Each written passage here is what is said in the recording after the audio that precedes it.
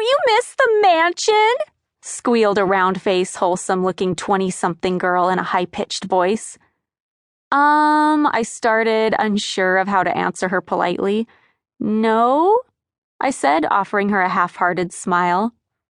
Here I was, an independent, successful woman, making millions of dollars a year all on my own, headlining a hit show on the Las Vegas Strip, co-producing and starring in my own television show, and this woman was asking me if I missed the mansion?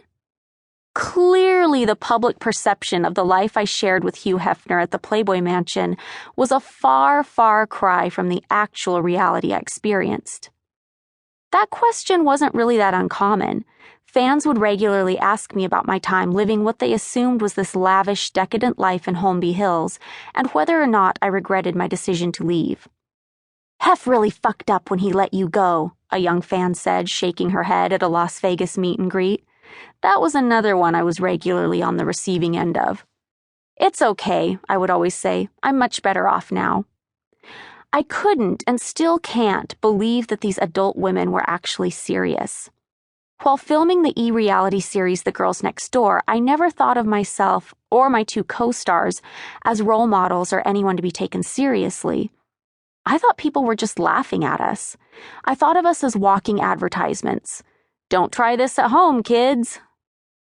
I'm not stupid. I know how unsavory the whole situation was. You could read it all over my unsmiling face. Cameras often caught me rolling my eyes or looking totally disinterested. As if I didn't feel trapped enough, I built up a wall around me. I'd gotten myself into a bad situation, but I became distinctly aware that was not the impression fans walked away with.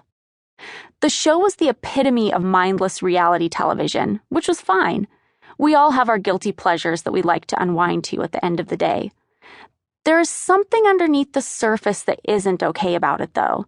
Around the turn of the millennium, it became fashionable for women to appear stupid, to get by solely on their looks and to be only concerned with fame and materialism. Some of the effects of that moment in the zeitgeist still linger today. And somewhere along the way, I too bought into the ludicrous fantasy, perhaps even more so than others. While there was a part of me that acknowledged the idiocy and superficiality that surrounded me, I fell for the glamour, hook, line, and sinker.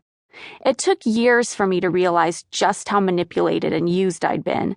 I could never admit that to myself at the time, because to do so would have been to acknowledge how dark and scary a situation I was in, and how very little in control I was.